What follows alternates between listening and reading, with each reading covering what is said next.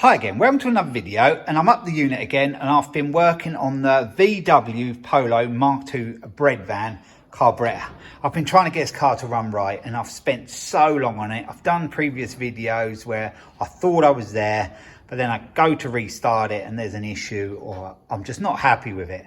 So, and I've been through everything this morning, every single thing I can think of, apart from stripping the carburettor down and putting a rebuild kit in it, which I haven't got, and they're expensive. I don't particularly want to go that way. I spent a lot on this car, and I just thought I could sort it without going that direction. So what have I done this morning? Well, sort of messed around with vacuum pipes, fuel adjustment, screws, the tick over screw, which is there. There's a little screw there. You can get a little screwdriver in. And yeah, no luck at all. Gets better 1 minute, next minute it's not very good again. Then it'll stall, and then I thought I got it right. I revved it up hard a few times, and then it just died. And then I changed the jet on it, and then it started up, ticked over okay, revved it up again hard, and then it just died again. And it's been really doing my head in. I've had that air filter housing on and off, I don't know how many times. I'm fed up with putting them three little nuts on there. So I got to the position, I just thought, you know what, I'm going to grab one of them carburettors I bought. I bought 3 Nova carburettors, Vauxhall Nova carburettors, which are Pierburg 1B. And that is what's on it now. This is a Nova carburettor. So all I've done is connected the fuel inlet there and the return there. Before, it had this on it, where the 2 pipes went to. So I've done away with that. So now it's simplified things quite a lot. I've done the choke, the manual choke. I showed a video of me changing that on that carburettor. It's got the manual choke on it there. And I've done the cable since. You can see the nice shiny cable, and that's all working spot on. This carburettor already had a manual choke on it, so I haven't had to interfere with any of that. There's just one issue with this carburettor. The throttle cable is different there.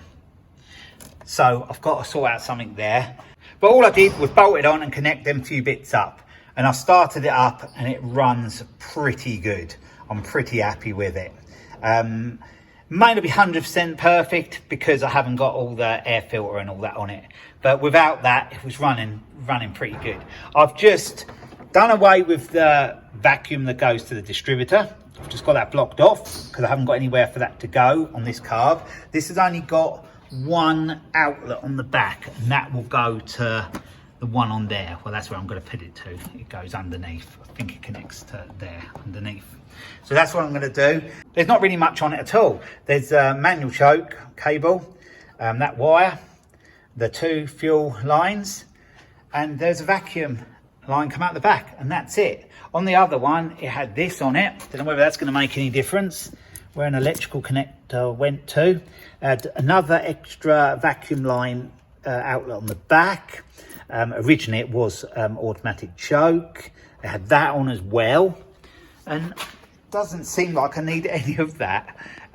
So perhaps this is a way I should have gone as soon as I got these carbs. But I tried to persevere with the original carb, which is exactly the same carb. Like I said, it's a 1B. There's odd slight little differences, but it's still the same number. And I'm just going to start up and show you anyway. Might need a bit of choke, it might not. I'm not going to let it run for long because I smoked myself out earlier, but we'll just start it up.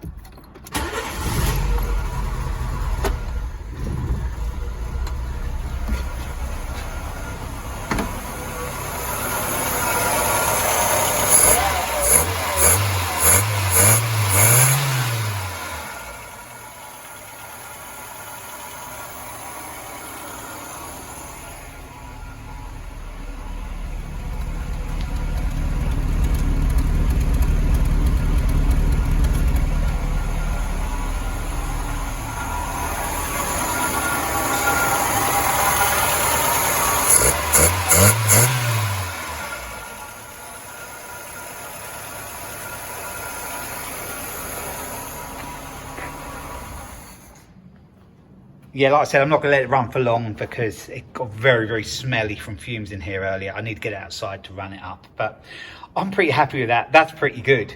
And the exhaust isn't puttering nowhere near like it was.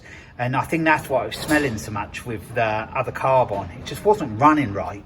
It's acting like it's running a little bit choked, but the choke was off, and I knew it was because I could see it was totally open, and also I had changed the other carb to a manual choke as well. So I knew even when the air filter was all on that it was off when it was off. So the question I'd like to know, don't know whether anybody can answer this, they might have worked for Volkswagen. Why did Volkswagen make this carb so complicated with all these extra bits on when Vauxhall didn't? The Vauxhall Nova carb, it's just straightforward. It's like changing a carburettor on a strimmer. You know, there's none of these extra bits. You can get round it, you can get to the adjustment screws and everything so much easier. There was just things in the way around the other one and seemed to be so sort of, yeah, like overkill for what it needed to be. But yeah, perhaps someone can answer that question. I seem to have sorted this out now at last. And like I said, there could have been an internal problem, and I think there probably was in my other carb. But still, all them extra bits and pieces are sort of needless. I'm not running any sort of vacuum lines on this at all. There's only going to be one come out to there. That's all there's going to be. Before, there were loads of bits and pieces. There was also this as well, and I'll put in what it's called because I can't remember at the moment, but that has a vacuum line from it. The one on the Vauxhall carb, you might not be able to see it in there, probably just make it out in there. That is just like a screw type. It hasn't got it's the same as that inside, but it hasn't got all that lot on it, and the vacuum pipe and that coming from it.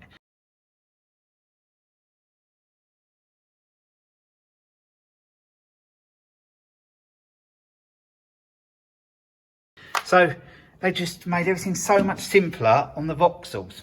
I managed to fit the throttle mechanism off of the original carb onto this Nova carb. So that's all good now. It works just right there. Works perfect. I'll just start it up just so you can see quickly.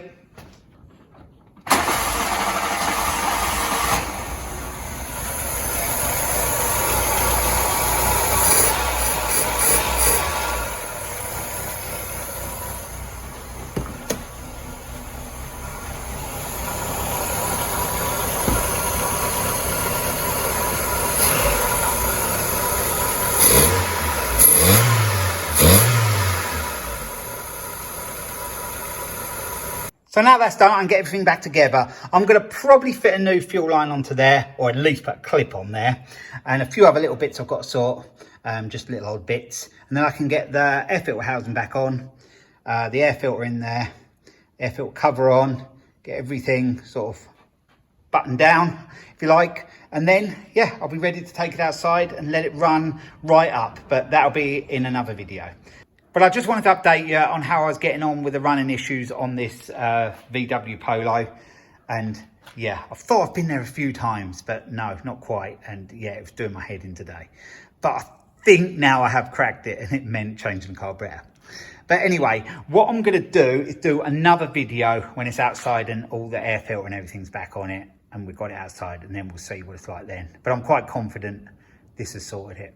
And I'm so glad. I have spent hours and hours and hours on this thing.